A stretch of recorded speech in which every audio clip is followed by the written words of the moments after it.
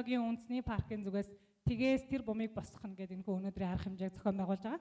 Тэгэхээр паркын зүгээс л гарааны бизнесийг дэмжих экосистемийг бүрдүүлэх чиглэлээр төрөл бүрийн арга хэмжээнүүдийг зохион байгуулдаг. Магадгүй та бүхний дундаас эдгээр арга хэмжээнүүд бас оролцож исэн бахаа гэж найдаж байна. Өнөөдөр бол бид нар та бүхэндээ тгээс тэр бумыг босгох гэх энэхүү арга хэмжээг ямар учраас зохион байгуулж байгаа гэхээр ер нь бол гарааны бизнес эрхлэгчдийн хувьд одоо хамгийн чухал зүйл буюу амьсгадах агаар уух ус шиг шаардлагатай байдаг хөрөнгө оруулалтын сэдвийг авч үзье гэдэг өнөөдөр бол энэ сэдвээр ярилцж байгаа. За тэгээд салбартаа танигдсан хөрөнгө оруулалтын мэрэгжилтэн мөн дээрээс нь өөрийн бизнесээ гадны хөрөнгө оруулагчид танилцуулан тэр бумын хөрөнгө оруулалтыг татсан бизнес эрхлэгч мөн гадаадын бизнес гадны төслийн хэрэгжүүлж одоо Монголд бизнес эрхлэгчдийг дэмжих юм төслийг хэрэгжүүлж байгаа төслийн мэрэгжилтэн нар та бүхэнтэй хөрөнгө оруулалтын сэдвээр ярилцах юм байна.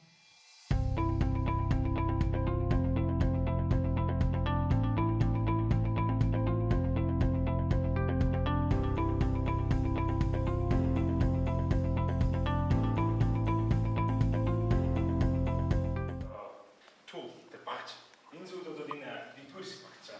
За энийг хийгээд чадсан гэх юм бол хоёрдугаар зүйл гэх юм бол би энийг the problem гэж хэлж байгаа. Яагаад гэвэл за энэ чинь тэгвэл юу ямар асуудал руу чиглээд байгаа юм бэ тий? Ямар нэг юм амжилтанд хүрэхин тулд нэг юм маш энгийн болгож байгаа эсвэл асуудлыг шийдвэрлэж байгаа шүү дээ. Өөрөөр бол тэр зүйл цаашаа амжилтанд явахгүй гэдэг. Тэгээд би яг түрүүнд танаас танилцуулсан Apple team юм гэдэг тэнгүүтээ за юм энэ чинь урамшуул аваад очих болоод надруу ингээ харангуут нь одоо чи миний ерөнхийдөө Монголын зах зээл дээр байгууллагууд дэндүүх мөнгийг маркетингд үрж байгаа телевиз, радио, уламж таргаад гэхдээ тэр нь ингээ тоол боломж байхгүй тоож байгаа байгууллага Максима гэдэг Максимад хэдэн айлуудад ийм хөвдөлтэй ингээ тоол энэ хангалттай биш үзэж байна. Тэрнээс өөр next level дараагийн өндөр шатнд аргаж тоол боломжтойгээ зах зээлийн маркетинг дээр үрж байгаа мөнгө чинь зөвхөн хэрэглэгч та нарын компаниг дэмжиж та нарын материалыг үзсний шалтгаан та нар жоохон урамшуулдаг чинь тэгээд тэд нар танаас өмнө ч хамттай болно гэдэг юм те энийг ингээд ерөөхдөө хийж байгаа юм ямар асуудлыг шийдэж байгаа юм бэ бизнес талаасаа бол ингээд өргүү маркетингийн өргүү зардлыг тоолох байх болох хэрэгтэй юм аа гэдгийг танилцуулж ойлгуулаад гуравдугаар зүйл нь болохоор хамгийн чухал бас зүйл нэг target marketing opportunity гэж байна.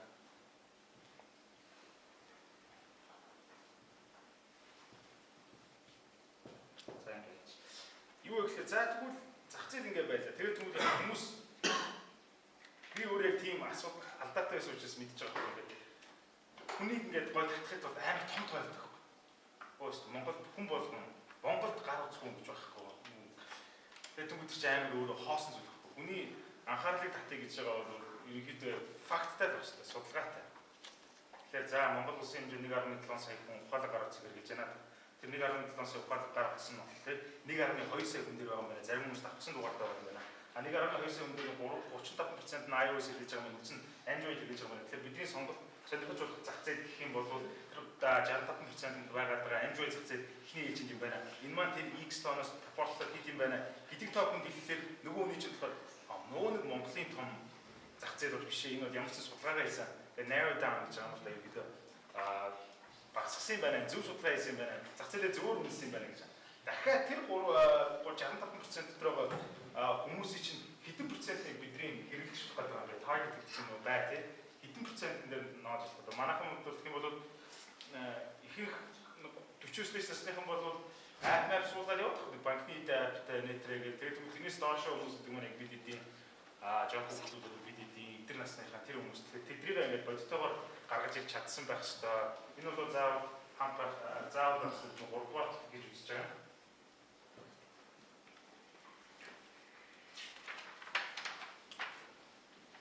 Тэгээд энэ асуудал дээрээс юугаар зах зээлээ тодорхойлоод гэдэг. Зах зээлээ тодорхойлсны дараа яаж шийдэх юм бэ гэдэг нь энэ нөгөө эмчилгээ нөхгүй. Solutions гэдэг энэ чинь flow багхгүй хүн зэгцтэй ойлгож шүү дээ. Тэний хүн тайлбарж байгаа юм дараа өчтөхгүй. Тэр нь дотроо алдаад юм утгатай тий. За яаж энэ асуудыг тэгвэл нөгөө энэ асуудыг чинь энэ дотор байгаа хүмүүсээр дамжуулаад ийм аргаар шийдэх юм байгаа маа гэдгийг орж иж байгаа. Тэгээд тэнгууд одоо жишээ нь миний за одоо ингээд Монгол улс хэдий ийм олон нийт хэрэгжлийнхээ ийм олон гар утас хэрэглээд байгаа боловч ихэнх хүмүүс нь дата план байдаг юм. Одоо ойролцоогоор нийт хүмүүс ухаал гар зэрлэж байгаа хүмүүсийн 30% нь хүрэхгүй 20%-ээс одоо 30 болж байгаа. 30% нь дата плантай буюу байнгын интернеттэй 3G 4G насаалт тавьдаг. Үлдсэн бүгдээрээ гэрээрээ юм ажил дээрээ сургууль дээрээ Wi-Fi-гаар авдаг тийм хүмүүс байгаа. Тэгэхээр бид нар бол олон хүнийг хамруулахад бол манай энэ аппликейшн өөрөө хүн болгоныг харин интернеттэй байх шаардлагатай юм. Зүгээр нэг л удаа хотспотоор гараа явах тэр үед бидний оруулах гэсэн мэдээл автоматар синк хийн нэшлэхээр өглөө 4 цаг босож орой 5 цаг унтсан ч бай ямар нэгэн цагт хотспот авах юм бол тэр үеийн мэдээл автоматар ингээд орчихно. Тэгэхээр тэр хүмүүс интернет шаардаад байхгүй. Хүн өдөрт нэг удаа интернетд орох магадлал нь 91% байгаа судалгаагаа хийсэн байна тийм. Тэгээд нөгөө за нөгөө зах зээлээ тодорхойлсон тэгээд тэгэнгүүтээ сул талаа давуу чанараас болгоод ашиглаж чадсан юм байна гэдэг. Ерөнхийдөө энэ solution яаж хийх гээд байгаа тэр хүн дахиад ойлгож байгаа. Нөгөө чинь ерөнхийдөө тоортоор бол за ингээд кейк сайхан хийгээд нөгөө чанаа гаргаад ирлээ. Одоо бүрхэд бэлэн болоод тоортод энэ амттай болоход чи дээдлийг яаж хийх гэдэг нөгөө учраас тэгээд хүлээгээ суугаад тийм. Тэгээд тэнгууд хамгийн чухал зүйл рүү ороод punchline руу орж иж байгаа. Одоо нөгөө хүний чинь гижиг өгч хэвчээ байхгүй. Тэгээд тэнгууд энэ чинээс revenue model гэж байна. Боёо орлого ажих гэдэг. Ямар ч юм сайхан байж болно. Эцсийн старталтын тэр бизнес явахад заавал мөнгөний машин байж хэвчээ. Тэр cash cow гэдэг нь да. Тэрнийг яаж сайн юм болох вэ гэж хамгийн чухал зүйл байхгүй. Тэгэхээр за одоо Монголд бол хамгийн энгийнээр тайлбарлах юм бол телемаркетинг гэдэг систем байна. Телемаркетинг гэдэг нь болохоор өргөн телефон оператор Mobicom United Skype гэдэг мессеж явуулдаг. Тэн дээр ингээд говь компани тэдэс сарын хугацаанд тийм юм дээр зарсан байна. Тэр нь тэгээд ингээд тэнгууд яаж яхад манайх нэмэлт 450 ирсэн мессеж хинч уншиж болсон. Тэр Mobicom мессеж дургуун ингээд шууд бусдаа ажилладаг. Тэр энэ бол ингээд суулталтаа удаа ингээд модель нь үүссэн байгаа хүмүүс хийж чадахгүй. Тэрний оронд хүмүүс их уншиж байгаа мэдээнийхэн дундалт нь тэр мэдээг нь гаргаад ирээ. Тэгээд тэр мессеж төлөх гэдэг байгаа оюугийн 15 төгрөг төлөөд байгаа өнөөдөр 15 төгрөгнийх нь 12-ын тэр хэрэглэгч нь өөрсдөө өгч бид нар дамжин өнгөрөөсөө 2 төгрөг авъя гэдэг чинь ингээд мөнгөний модель тавьчихж байгаа юм. Тэгээд тэрнийхээ санхүүгийн одоо зургийг гаргаад иж бол зөндөө олон байдлаар зураг харуулж байна. Тэгээд ерөнхийдөө бол ингийн байдлаар мөчний системээр ч гэдэг юм уу те probability мөчний систем гэдэг магадлал онолын системээр ийм хүмүүстэй тийм гэдэг ерөнхий ингийн тоонуудаар ерөнхийдөө хүнтэй хэлж байгаа фактлаа ярих хэрэгтэй. Зүгээр нэг үүлэн дээр биш яг газартай хамгийн доод энгийн жишээ гэдэг те. За ингээд орлогоо яаж олох гээд байгаагаа ингээд тэгэхээр чинь за ерөнхийдөө мөнгө олох боломжтой юм шиг тийм зах зээлд боломжтой мөнгө олох боломжтой санаа зүгээр ингээд явж байлаа. Тэгээд ингээд дараагийн хэсгээр бол хамгийн чухал зүйл нь traction and validation гэж байгаа. Тэгээд өөрөөр хэлбэл roadmap гэж байна.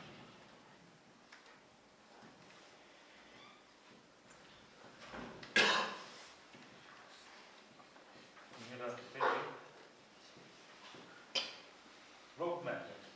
Юу вэ гэхээр за ингээд бид нар одоо энерги хүмүүсээ ингээд дуусч байгаа. Өөрсдөө төслийн хэмжээнд яг гэсэн дээр angel investor орж ирсэн дээр.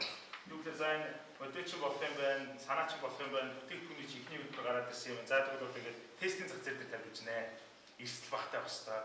Тэр програм чинь алдаа багтай байх хэвээр. Тэгэхээр ингээд нэлийн шалгаж иж зах зээл дээр тавихгүй сүйд нь өөрсдөө том ялан дундахгүйгээр.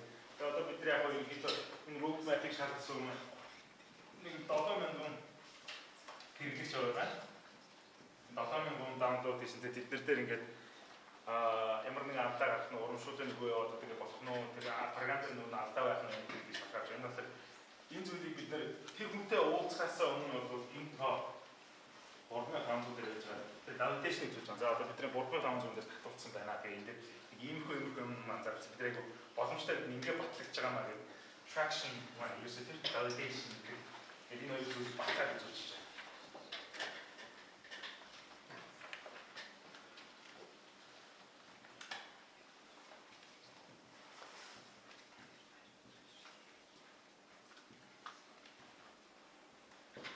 Marketing strategy бол одоо ёстой юм. За энэ ингээд бүтлээ. Тэгээ за нөгөө тестинг зах зээл чинь болчихсон. Тэнгүүд одоо энэ дараагийн хэсэг маань энэ зүйлийг одоо дараагийн шат руу гаргахтаа яах ёстой вэ? За одоо ингээд топ хамгийн ингээд энэ зүйлийг дараагийн шат руу гаргахтаа бид одоо хийсэн судалгаанд юм бол зуг трайжинг гэдэг юм ерөнхийдөө болоод хүний гар утстай зарыг зүйлийг гэдэг болж байна. Тэгэхээр бид нар ерөнхийдөө онлайн төвшөнд өөрсдийнхөө бас өөрийн компани философитой болгуулад онлайн төвшөнд ерөнхийдөө зарчлагаа хиймээр байна. Яаж гэвэл одоо судалгаа хийсэн байгаа топ 50 компани ингээд гаргаж хамгийн их зарна мөнгө төлдөг. 50 компани руу явж ингээд за ингээд техникчлсан үйлчлэгээ за ингээд танай компани өдрөө өдөрт 15 зарын боорд явна. 25 нийтээр гараад 15 зарын боордон дээрс та 50 компани зүйл ингээд зааж тавьж байна.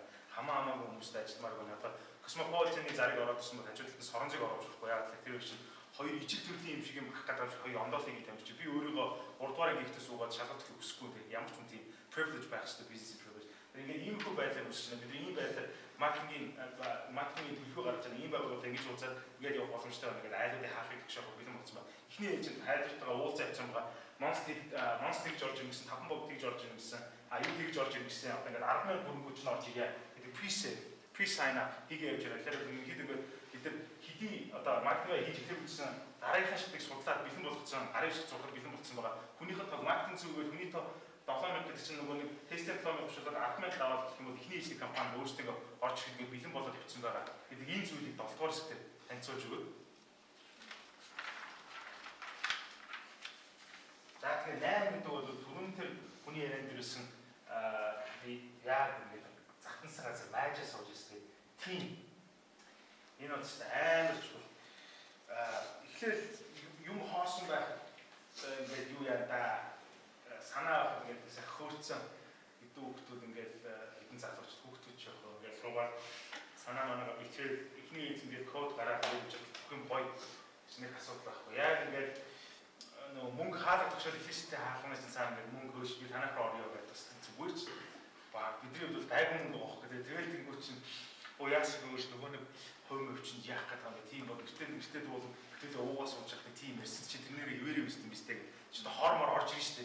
Яг ингээд тойроо жааж мөрөдөө. Тэрэн дээр бол анханасаа яг одоо тэр бүр айл гэдэг хувь ингээд нэг дараа ихэд ирсэн компани байгуулаад араас нэг нь Америкээс ирээд араас нэг нь Австралиас ирээд ингээд ингэж яг эхлээд нөгөөх нь 100% байгуулц. Тэгээд нөгөөх нь хоорондоо эренгүүт нь бэлгэлийн монголчуудын нэг юм тэнэг үг гэдэг байхгүй. Бэлгэлийн гэдэг нь юу гэсэн ч үг. Авиж хувь шийдвэрлэхдээ бэлгэлийн гэрээ хийчихлээ. Хинч хизээч хинд ингээд танихгүй зүгээр компанийнхаа 49% гэж юм байр бэлгэлдүүлэхгүй. Ер нь бол тэгээд тэр нь хаа хувь мөлийн уншихад буцааж авах хэрэгтэй байдаг юм билээ шүү дээ. Тэр нь тийм тэнийг хийж болохгүй. Жинхэнэ байгууллагуудтай уулзаад гардаа тоглоомч ингээд нэг бидний инксима гэдэг хүн амтнаас хичнэрээс асуугаад Facebook дээр тавь ганц хуульч мэдгүй юм. Зүгээр бэлгэлийн гэрээсэн дээр хуулийн ангид сурж байгаа оюутан танд хамаагүй дээр туслаад. Тэр ядаж нэг шилж гэрээ айтайхан хуцаа зарсан гэрээ айтайхан тиймгүй дайнд ингээд тимээ бүрдүүлэх бол хичнээн сайхан хүмүүс нэгдсэн чинь мөнгө ороод ирэхээр нөгөөдөг чинь нөхөрлөж чаалаа шүү дээ. Түр яг алдах байхгүй. Тэгэхээр бид нар тайв алдагдаг байгаа. Гэхдээ ер нь яг алдагдтыг. Яг үгээр манай хөрөнгө чинь ингэж хэлж байгаа байхгүй. За тэр үчин бол бас мундаг хүн. Тэр үний доор ажиллахад бол тийм амхан би одоо үзээд хайрлах зэрэг явдаг. Яг 50 50. Яагаад гэвэл тэр үний компани энэ тийм хамгийн анхны үйлдвэрлэх хөрөнгө барилга байгууламжийн компани. Энэ тийм тэгээд одоо 60 жил амжилттай үйл ажиллагаа явуулж байгаа. Дээрээс техник дэлхийд хамгийн том агаар хөргөлтийн системийг эзэмшдэг. Улсад үйлдвэртэй баа цаа чи өөрөө 3 том технологийн компани мангар хөргөлт. Тэгэхээр амар юу гэдэг вэ? Би одоо амхандаа боловсролтой гэж үзээд амхандаа ингээд хийхстэй цаас батарейд бүгдийг бэлдээл явуулдаг. Гэхдээ тэр хүний тэр нэг юу гүйцэдэггүй хурдыг. Тэр ихэд жоохон баг дотроо шүү дээ. За ингээд нэг хүн бол маш сайн одоо би бол тооцоо авч явдаг. Санхүүгийн тооцоог санхүүгийн тооцоо авч. Нөгөө нэг хүн дээр чи тийм brainstorm тийм солиотой санаа гаргадаг хүн байх хэвээр. 20 шаа тэнэг санаа гаргаж байгаа. Нэгдүгээр нэг хүч тохор уснаа. 21 тийм хинэж бодог санаа гаргадаг тийм заавал байх хэвээр. Таны инженерүүдээр бага бүрдүүлж болох юм шиг айтгийн байх. Яг л инженерүүд өөрсдөө хийж байгаа юм маш мундаг гэж боддог байхгүй юу?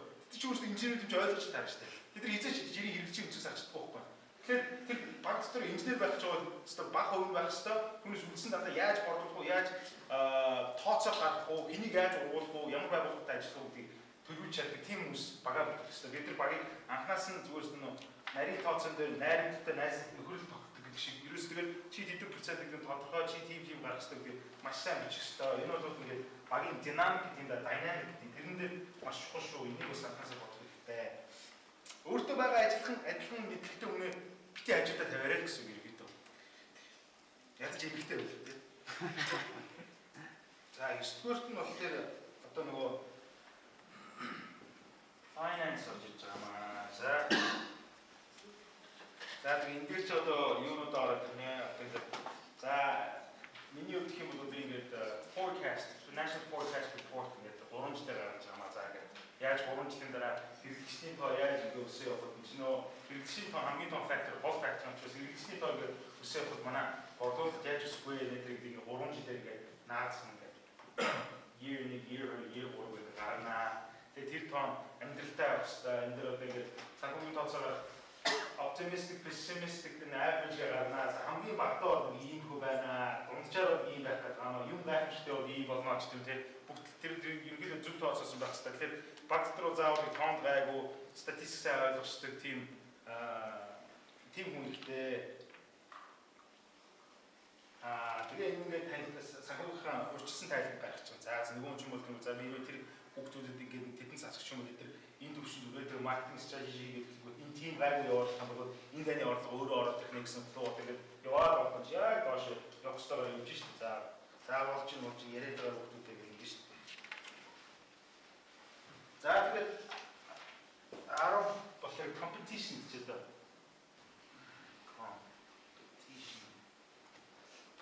за өрсөлдөөн тий. За ямар зах зээл дээр бол цоошин зүйл Facebook цоошин биш, Uber цоошин биш. Хичнээн хэмжиг бол гайхамшигтай болоод байгаа юм. Цоошин байдаг юм аа. Ямар нэгэн байдлаар хин шин санаа юм уу, хуучин санаа tweet гэдэг өөр байдлаар орсон байна. Тэр хэрвээ өрсөлдөөн гарчих юм бол яаж аргах юм бэ тий? Яаж идэх юм бэ? Ямар төрлийн байгууллагатай яаж авах юм бэ? Одоо ингээд биднээс Mobicom таамагч ажиллагаа ингээд юм дээр яриад гэрийн дээр яг тэгээд тийм том байгууллагатай түшээд хамтдаа явчих юм бол яг бидрийг хүмүүс нураахад хэцүү болчих тий. Тэгээд юмар болох хэрэгтэй байхгүй. Тэгэхээр компетишн гэдэг юм яаж яах юм бэ? Ямар байгууллагууд ирээдүйд гарч иж зах зээлийг чинь булаах юм шиг үзвэл ямар байгууллагууд энэ одоо ингээд ийм 300 төвшин юм шийдчихсэн нэг баяр гарч ирэх ийм төвшин шийдэж байгаа. Энэ асуудал болчихж байгаа. Тэгэхээр тэр асуудлуудыг ямар байгууллагууд хийж чадах вэ гэхээр тэр том байгууллагуудаа айтайхан уулзаад тэрнээс ингээд явчих тий. Онготой юм шиг том байгууллагууд та нарын санааг булгаалаад явуул тэгээд та нар бас гоёлохгүй шүүхтэй явсан сайхан шүү. Бичвэр дандалтаа тийм том байгууллага гэж явж тий. 10 дугаар анги ахиж 1 дугаар анги хүүхдийг зодчвол муухай шүү дээ тий.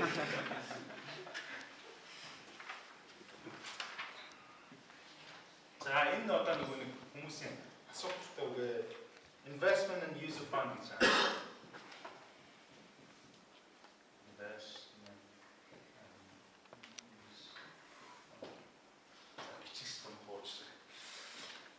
За энэ санаат ингээд тэдэнд үгүй яаж ашиглах гэдэг юм бэ? Тэгэхээр яг түрүүний хэлсэн шиг тэр манай энэ чинзэг захирлын хэлсэн шиг тэр дотор ингээд хуулийнхын юмнуудыг зардлуудыг оруулах хэрэгтэй. Борлуулалт хүмүүс ингээд оруулаад ерөнхийдөө бичиг цаасны юмнуудыг бол зүгээр нэг интернетээр даунлоод хийсэн тэр темплейтийг ашиглаж болохгүй. Тэгээ зүгээр бэлгэдлийн гэр хийгээ явуулж болохгүй. Тэр маш өрөвдөлтөй дараагийн шилжүүлж чинь тий. Тийм алдаа гаргасан учраас би мэдээд байхгүй амар өрөвдөлтөй байна. Энийг ийм ашиглаа, тэрийг тийм ашиглаа. Энд дээр нэг шиг юм одоо. За бид нар одоо бол гараж дотор байгаа. Тэгэхээр танаас мөнгө ороод ирэнгүүт нь Blue Sky офис авах гэж юусэн байж байгаа шүү дээ. Тим тэнийг юм бүхэн өрн ороод ирэхгүй шүү дээ. Тэгэхээр тэгээд юу надад нэг sweat equity гэдэг мангарч хүүд байдаг. Би одоо энэ дээр нэг юм алдсан заалаа ойлгомжтой байт юм байна. Би одоо ингээд за 2 жил боллоо ингээд энэ зах ингээд бараа бүтээгдэхүүн бэлэн болоод ингээд гадны зах зээл турших гад ингэх юм бол за ерөнхийдөө миний нэг өсөлт мөрөд учраас CFA болчиход ингээд санхүүчаараа ингээд цаашдаа мэрэгчлээ хөөгөө явуунда сайхан цагаан цагтаа брокерч болт юм гэдэг тэр өөрөө тэр талдаа дуртай учраас тийм аяг юм дээр үгүй angel investor-с хөрөнгө аваад энэ тимийн нэг гишүүн болсон бол тэгээд бүр яг өөрийнхөө хандаа гэж. Энэ тимийн нэг гишүүн болсон бол тэр angel investor чинь тэр багийг бол тэр динамикийг алдахгүйгээр наацхан ер нь 5 жил явах хэрэгтэй. 5 жил чи өвсөдж усуунаа хамаахгүй энэ байгууллаганд идэж амьдэрч амьсгаж энэ байгууллагаараа амьдрах хэрэгтэй гэсэн тийм итгэл найдвар дээр тэр том рискийг хүлээж тэр мөнгө оруулсан байдаг юм байна. Тэгэхээр бол ерөнхийдөө хурхаж явах хэцүү. Хүүхдтэй болох юм бол баяр гэдэгтээ нөгөө талд чи ямар азгүй гэж хэлдэг байхгүй. Яг тийм юм бол тээ. Тэгэхээр энийг сайн бодчих хэвээр амьдралаа сайн төлөвлөх хэвээр тэр том юмны араас аваад тэгээд яг хуу жоохон юу зурх юм бол одоо энэ амжилтаас жоохон зурх юм бол ерөнхийдөө хувийнхаа амьдрал гэсэн тэрнтэйгээ бас холбоод төлөвлөх хэвээр шүү. Тэгээд тэр хөрөнгө оруулалтаа ийм ашиглана гэдгээ маш сайн гаргах хэрэгтэй. Тэр дотор бол ямар ч одоо нөгөө байгууллагатай машин авах тийм бол байж болохгүй. Тийм юм бол ерөөсөө оруулахгүй. Яг л цэвэр энэ бизнесийг дараагийн шат руу гаргахад одоо цэвэр зөвхөн энэ төлөө сайсахны төлөө тэр сайхан офшор энд яг гэсэн дэр хэрэггүй гэдгийг бол бас ойлгомжтой байгаа шүү. Иргэд бол энэ 11 зүйлийг хамгийн чухал 11 зүйл гэж би чигсаан өгсөн юм аа. Гэхдээ яг дахиад энэ дээрээс за энэ бол ингээд basic за intermediate level за дундчны хүмүүс ийм мэдээ дуудчихдаг гэдэг. Ерөнхийдөө ингээд 160% инвесторууд заавал болчихлоо шүү энэ хүмүүсчгээд болж байна. Гэхдээ үлдсэн 40% нь магадгүй юу харж байгаа гэхээр exit strategy гэсэн чухал юм байдаг. За одоо юм ингээд атах яваад ирэнгүүт одоо нөгөө за одоо юу гэдэг бид нар дотроо болж байгаа хэрэг энэ ингээд атах явчих юм бол Mobicom хувьд дээр зарчих стан байгаа шүү нэг төрөлд бодсон байх хэрэгтэй байна. Яг тийм яг л эргээд төсөөлгүүд тэд нар төстэй юм энэ чи төстэй юм гаргаад ирэх юм бол жоохон ондоо байсан ч төстэй юм гаргаад ирээд өөр чанараараа давуу гараад ирэх юм бол тэр хэрэглэгчдээ дуртаараа бол яваад гэн тэгээд бид байхгүй ч тэгэхээр тэгэх тохиолдолд яг гэдэг exit strategy ус дотроо бодсон байх хэрэгтэй юм шиг байлаа. Тэгээд дараа partnership маш чухал хэрэгтэй яаж ажиллах вэ? Мэдээж уулзалтан дээр demo мөн скриншотуудтай очих юм бол маш зүгээр хүн зүгээр хоосон яриа олон цаасан дээр итгэл өгдөг бидний юмтай очих зүгээр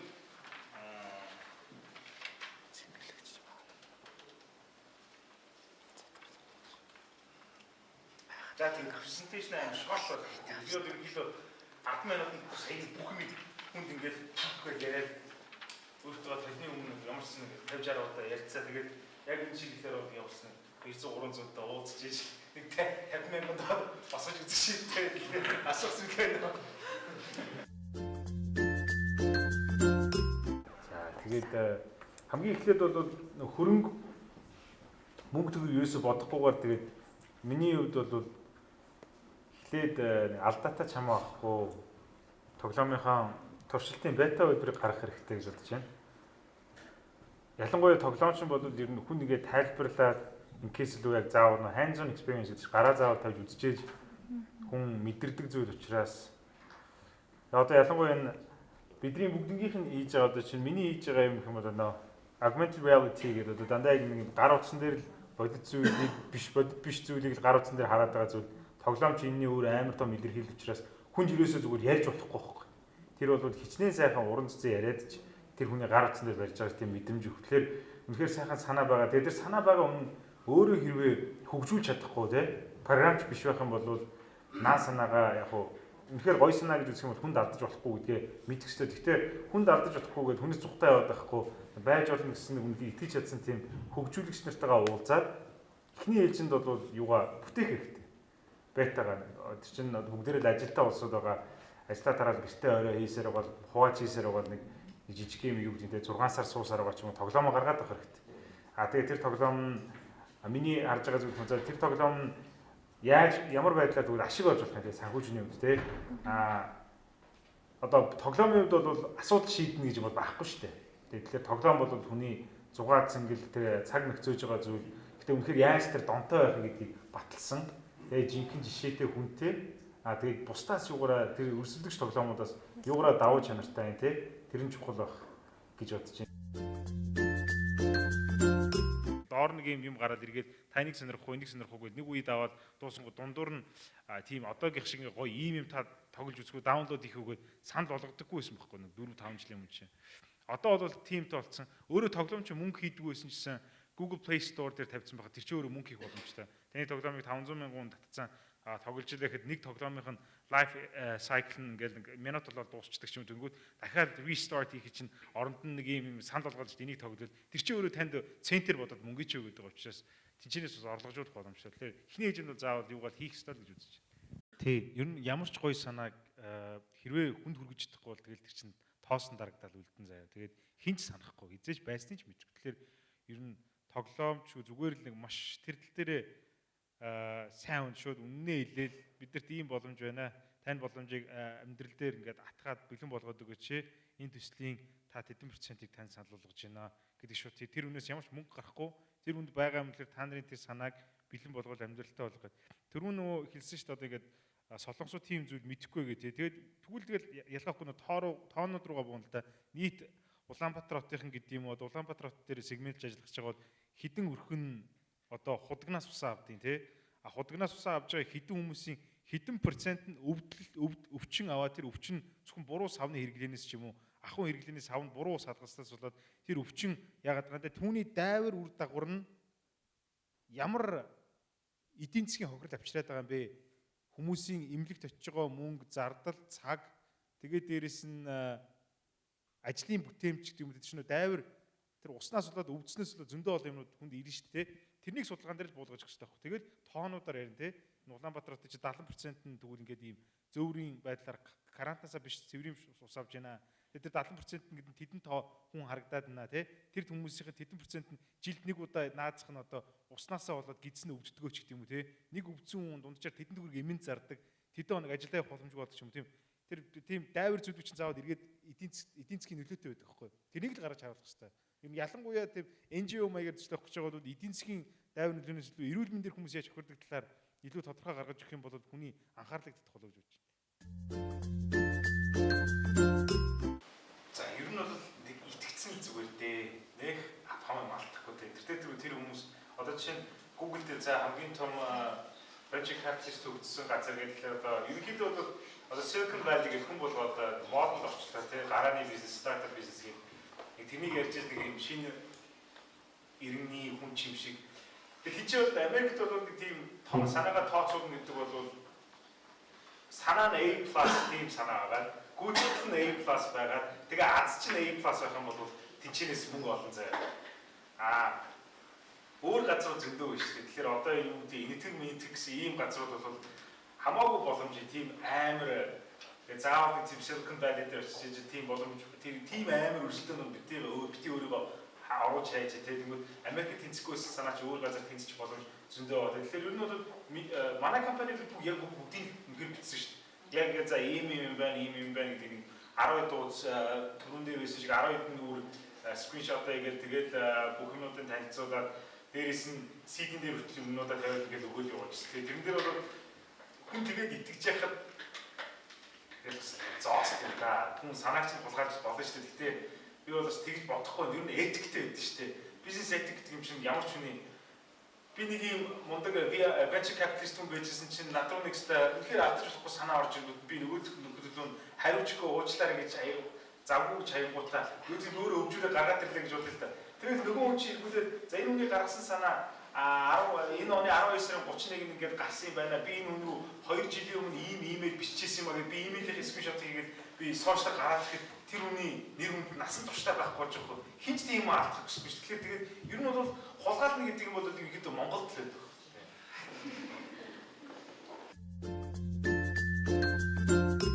Миний хувьд бол би ингээд мөнгө төгрөг өгнө гэж өстой худлаа авч байгаа. Гэхдээ хэрвээ ингээд яг таалагдсан юм гаргаж ирэх юм бол өгөн харж байна. Наад зүгээр хэрвээ за одоо жишээ энэ миний материалыг бичээд өгөө би эзэж бичихгүй заяа. Тийм юм байхгүй. Энэ материалыг нэг 12 дуудсан байгаа. Та боломжтой бол ингээд хараад нэг proof хийгээ дээр нь зураад ингээд надад буцаага өгöd гэж их юм бол надаас тэр хардаа юу ч унахгүй ч би нэг зүгээр хоолоо идэж байхдаа хийж штэ. Тэгэхээр би чадах хэрэг би тэрийг сайн болгоно гэж хэлчихгүй. Хамгийн наацхан алдаануудыг явуулаад тэгээ би дахиад магадгүй за энийг засчаад надруу нэг дахиад явуулах хэрэгтэй гэж хийж магадгүй. Тийм юмыг бол би хийж өгч болно. Эсвэл тийм одоо ийм үнтэй уулзах гэж байгаа яг хамгийн нэгдүгээр хүнтэй уулзлаа тэр нэг Google дээр харчихсан. Facebook-ыг уучихсан. Ямар найз нартай байна, юунд дуртай байна, юунаас нь яриагаа гэхүү. Бүх сонирхоод байвал бүхий нэр те. Усан сэл сонирхоод тэр тийм хөө юмнууд ингэж жоохон ялгаахгүй зовлонгийн үндсээр зовлонгийн туурах гэж байгаа нэг ойлгож байна. Тэгэхээр би бол санаа зовх гэдэг зүйлийг бол хийж өгөх боломжтой. Яг ингээ мөнгө яг үнэхээр гой санаа байгаа тий цаана ингээд мөнгө харагдаад байвал яагаад болохгүй гэж тий тэр дээр боломжтой.